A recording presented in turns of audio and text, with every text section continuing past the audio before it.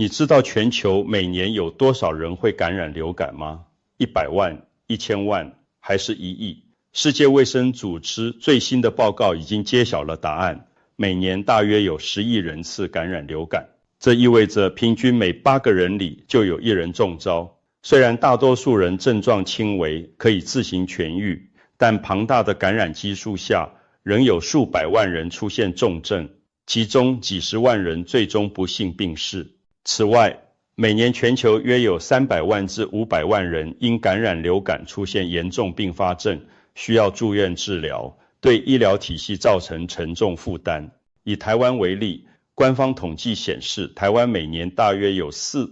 千人死于流感及其引发的并发症。流感相关的肺炎常年位居国人10大死因之一。流感季的经济代价同样惊人，大量劳动者因病缺勤，学校停课，医疗支出暴增。有研究估计，美国每年因流感造成的直接与间接经济损失高达数百亿美元。可见，流感不仅是健康问题，还会牵动社会和经济的方方面面。也就是说，在我们身边，流感从来不是什么小感冒，而是一个会夺走许多生命的隐形杀手。这样的剧本几乎年年都在上演。流感就像一只轨迹难测的回旋镖，看似飞远了，过一阵子却又绕一圈狠狠袭来。最近一段时间，全球多地都经历了流感的大流行季。美国单是一个冬天就有上千万人中招，亚洲、欧洲许多国家也无一幸免。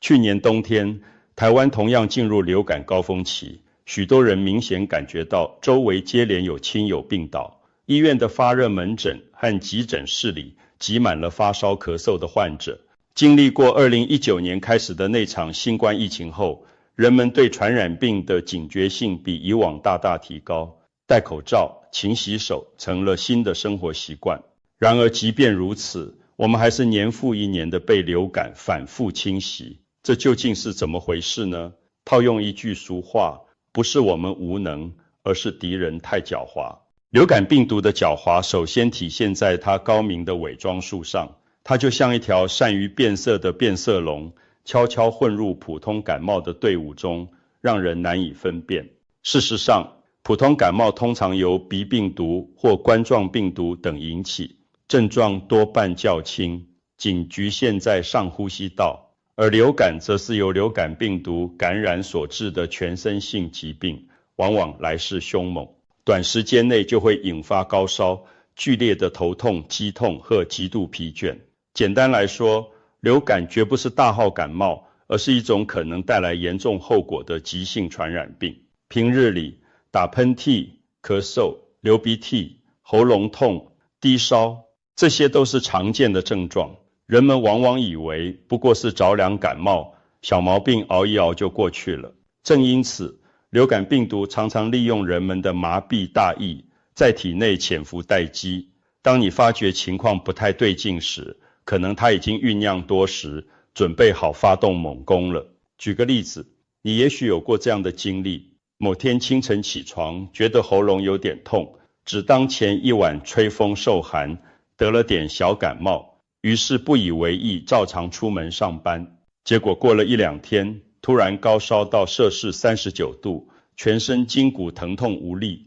这才惊觉自己可能染上了流感。此时病情往往已经发展到高峰阶段，再去求诊治疗，身体已经饱受折磨，在所难免。年轻体壮的人或许几天后能退烧康复，但并非每个人都如此幸运。现实生活中，每年都有许多虚弱的患者没能闯过流感这一关，有人因流感诱发严重肺炎而失去宝贵生命，还有看似健康的成年人也可能因罕见的并发症而命丧病魔之手。其实除了肺炎，流感还可能引发心肌炎、脑炎等严重并发症，甚至导致多重器官衰竭。在抵抗力弱的患者身上，这些并发症往往是致命的。因此，千万不要低估流感可能带来的后果。医院中不乏惊心动魄的病例，有位10几岁的少年感染流感后高烧持续不退，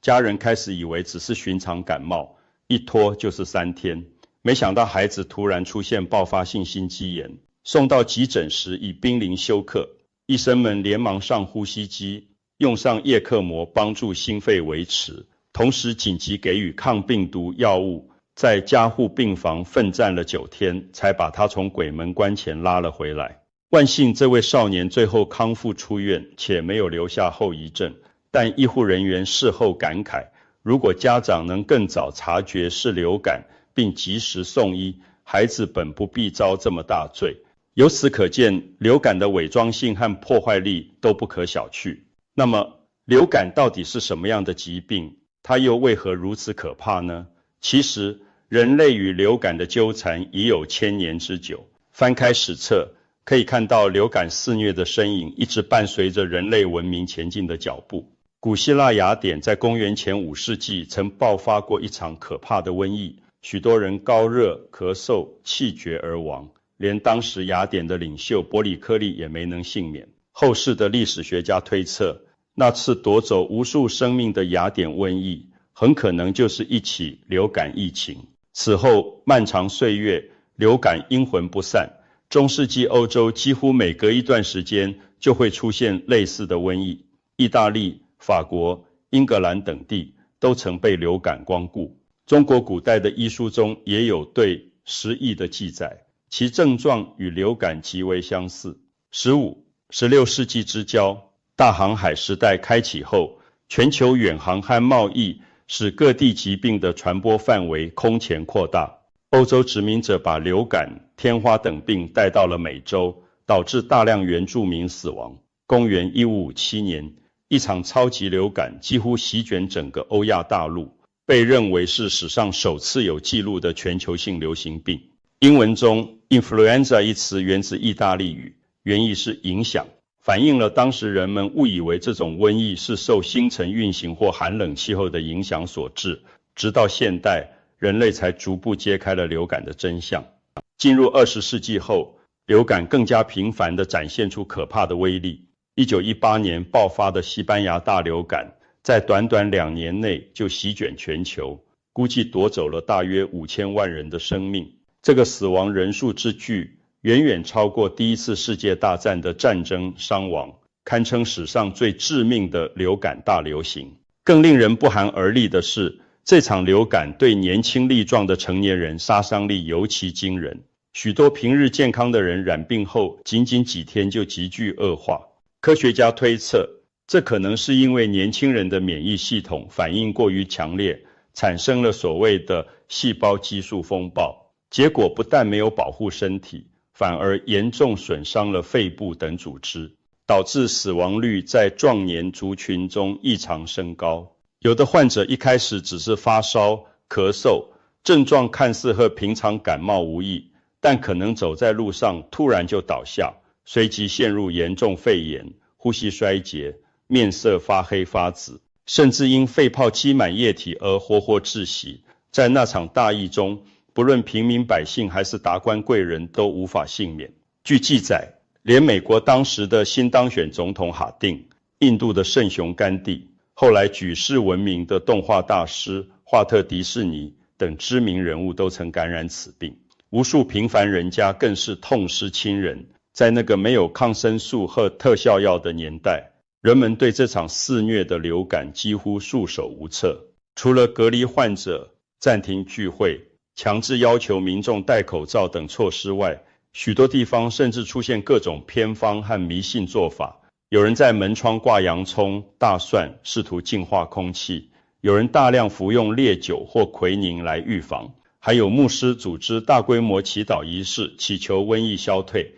可惜这些努力大多收效甚微。更残酷的是，西班牙流感并非昙花一现，它分成多波攻势，反复击垮人类。第一波疫情过后一度趋缓，许多人以为灾难终于结束，哪料几个月后病毒卷土重来。据推测，可能产生了更致命的变异。第二波疫情的死亡率远高于第一波，短短几周内就有大量年轻人倒下。一些城市被迫关闭学校和剧院，医院人满为患，街头随处可见戴着口罩的警察与市民。直到1919年底，疫情才逐渐平息。由于当时医学水平有限，人们甚至不知道流感究竟是什么病原所致，更谈不上有效的疫苗和治疗药物。这场灾难最终是随着幸存者逐渐获得免疫力，病毒自身毒性减弱才告终。西班牙流感的惨痛教训也深深烙在人类的集体记忆之中。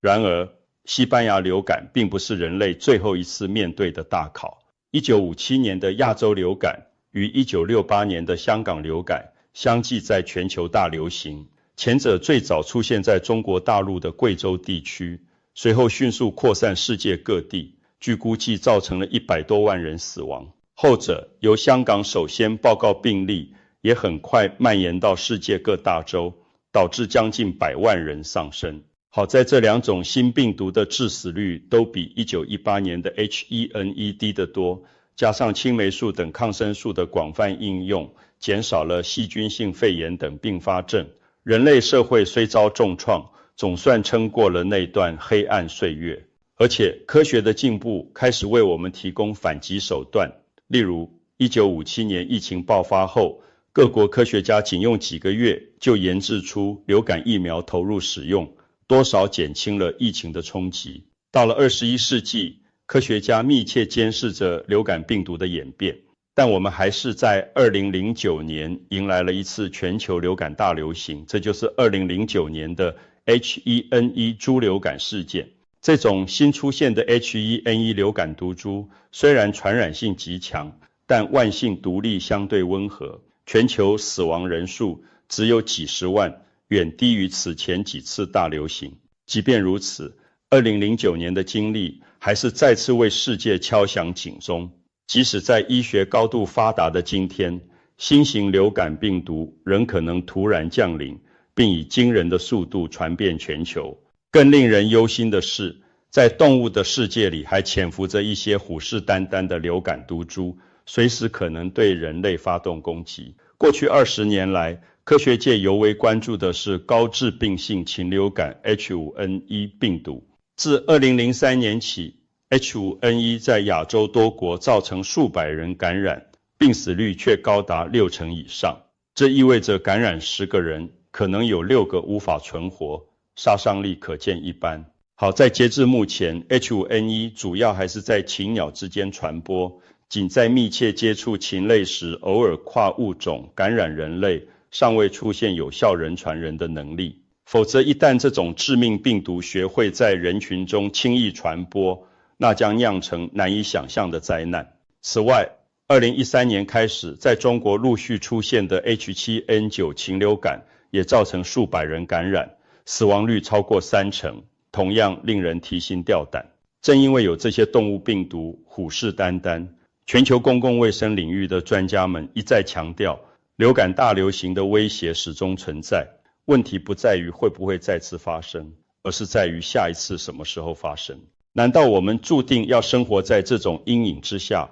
束手无策地等待流感的下一次袭击吗？当然不是。事实上，在人类和流感漫长的对抗中，也曾出现过多次扭转局势的关键突破。首先，经历了一次次灾难之后，人类终于看清了敌人的真面目。长久以来，古人总是把流感归类为伤风、失疫等病症，认为不过是受了风寒邪气所致，甚至有人坚信流感流行与天体运行有关。因此，尽管一次次疫情夺走无数生命，人们却始终找不到真正的元凶。直到1933年，英国的研究人员终于第一次从流感患者身上分离出了流感病毒。他们发现，导致流感的是一种全新的微小病原体病毒，而非细菌。随后几年内，科学家陆续确认流感病毒有不同型别，有的病毒只感染禽鸟或猪等动物，有的专攻人类。在人群中流行的主要是甲型和乙型流感病毒，其中甲型往往杀伤力最大。看清了真正的敌人，我们才能对症下药。这标志着人类对流感的认识迈出了革命性的一步。既然找出了病原体，那么这个病毒究竟有何特性？为什么让我们如此难缠呢？科学家们很快发现，流感病毒的可怕之处在于它非常善变，特别是甲型流感病毒更是狡猾多变。科学家按照病毒表面2种特殊蛋白的不同组合，将甲型病毒分为若干亚型，以字母 H 和 N 作为标记，例如 H1N1、H3N2 等型号。历史上的所有流感大流行，无一不是因为出现了一个全新的甲型流感亚型，使人群缺乏相应的免疫记忆。从1957年的 H2N2 到1968年的 H3N2， 再到2009年的新 H1N1， 皆是如此。除了这种突如其来的大变身流感病毒，每年还在进行小幅度的变脸。就算某种流感亚型在全球肆虐后没有立刻被新的亚型取代，它本身也会因基因突变产生细微改变，使得我们前一年建立的免疫力到了下一年可能就跟不上病毒的脚步。正是凭借这种大变小变不断的本领，流感病毒才能年年卷土重来，让我们防不胜防。不得不承认，从演化角度看，流感病毒确实是一位极其高明的对手。但令人欣慰的是，人类也并非任其宰割。我们一方面加深对病毒的了解，另一方面也在不断发明新武器来对抗它。就在发现流感病毒后不久的20世纪40年代，科研人员研制出了世界上第一批流感疫苗。从此，人类手中终于有了一张主动防御的王牌。此后每隔几年，科学家们都会根据监测到的病毒变化更新疫苗的组成，以提高对当季流行毒株的保护效果。疫苗的出现相当于在人类与病毒之间筑起了一道免疫屏障，虽然它不能完全阻止病毒感染，但能大幅降低感染后出现重症或死亡的风险。到了20世纪末，专门用于治疗流感的抗病毒药物也陆续问世，例如奥司他韦等，可以在感染早期抑制病毒繁殖，缩短病程并减轻症状。临床经验表明，如果能在发病48小时内开始使用抗病毒药，效果最佳，能有效防止轻症恶化成重症。除此之外，各国和国际组织也建立了比较完善的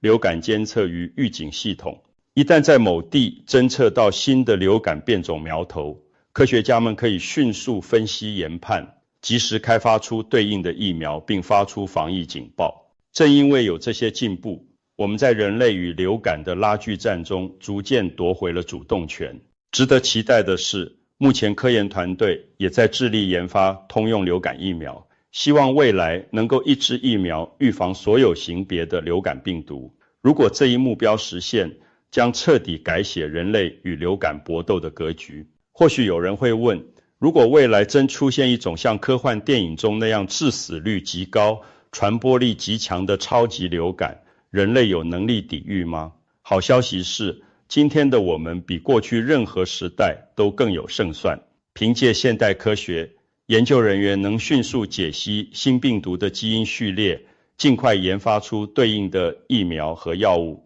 各国政府也积累了动员防疫的经验，可以在必要时采取严格的公共卫生措施来减缓传播。换言之，即使真的面临一场终极流感的挑战，只要我们保持警惕并迅速行动，就有望避免重演1918年的人间悲剧。当然，前提是我们不能对流感掉以轻心，必须居安思危，未雨绸缪。流感大流行就像一场没有终点的接力赛，我们只能时刻做好准备，才能在下一次挑战来临时化险为夷。然而，要真正降低流感带来的伤害，光靠医生和科学家的努力还不够，还需要每一个人的参与。毕竟，病毒专挑防线薄弱的地方突破，而我们每个人都是抗击流感防线上的一环。预防流感其实要从日常生活中的点滴做起，保持室内空气流通，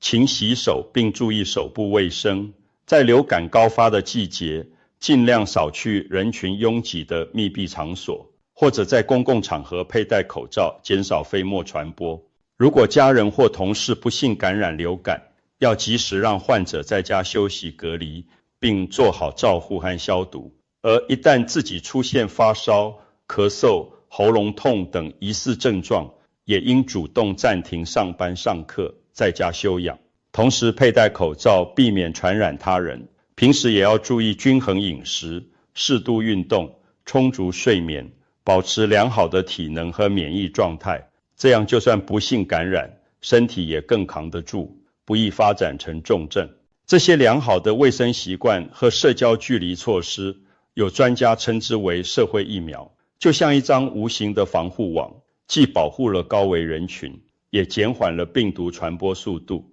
事实上，在2020年前后，由于新冠疫情期间，世界各国普遍采取了严格的防疫措施，那2年的全球流感病例数据一度降至史上最低水平，充分证明了非药物介入手段对抑制流感的效用。除了维持良好的生活习惯外，每年定期接种流感疫苗，更是预防流感最关键也最有效的手段。可能有人会问，为什么流感疫苗需要每年都打？其实正是因为流感病毒变化多端，去年流行的毒株到了今年可能就换了模样，所以疫苗必须每年根据最新的毒株更新并接种，才能保证我们在新的流感季节拥有足够的保护力。每年世界卫生组织都会汇总全球流感实验室的监测资料，预测下个流感季可能肆虐的病毒株，据此制定当年的疫苗组合配方。接种疫苗可以让我们的免疫系统提早认识病毒特征，即使无法100%预防感染，至少能显著降低重症和死亡的风险。另外，也有人觉得自己年轻力壮，就算得了流感扛一扛也能过去，没必要特地去打疫苗。这种想法其实相当危险。诚然，多数年轻人感染流感后最终会痊愈，但谁也不能保证自己不会成为那个出现严重并发症的少数。而且感染流感期间高烧、剧烈头痛、肌痛的折磨并不好受。更重要的是，年轻人打疫苗不仅是在保护自己，也是间接保护家中的老人、幼儿和其他免疫力较弱的人，避免自己成为将病毒传给他们的载体。特别是老年人、幼童、孕妇和患有慢性疾病的群体，抵抗力本来就较弱，更容易被流感这头猛虎咬伤，因此尤其要每年接种流感疫苗。区一针疫苗就能为这些脆弱人群穿上一件抵御病毒的护甲，极大降低他们罹患重症的风险。总而言之，面对流感，最忌讳的就是疏忽大意，讲究的就是一个早治、早预防、早发现、早治疗。虽然我们无法让流感病毒彻底消失，但我们可以把它造成的伤害尽可能降低。流感病毒广泛存在于鸟类、猪等宿主中，不断变异。我们不可能将所有带毒动物都隔离干净，因此在可以预见的未来，人类仍需与流感长期共存。在这种背景下，真正可怕的不是流感本身，而是我们对它的掉以轻心。历史上无数血的教训反复告诉我们，一旦松懈麻痹，流感就会趁虚而入，卷土重来，击倒缺乏防备的人群。病毒的天性无法改变，但我们可以改变的是自己的态度和行动。当所有人都提高警觉，积极行动，流感再猖獗也掀不起大的风浪。相反，如果大家漠然视之，不懈防范，那等待人类的就很可能是新一轮的灾难。所幸经过几代人的努力奋战，我们已经拥有了丰富的经验和足够的工具来与流感周旋。我们无需恐惧，只需要重视并善加利用这些手段。疫苗、药物和公共卫生措施，这3大利器牢牢掌握在我们自己手中，只要充分利用，就完全可以把流感的威胁降低到最低程度。可以说，流感究竟有多可怕，很大程度取决于我们是否做好了防范。每个人多一分警惕与准备，整个社会就多一分安全。让我们携起手来，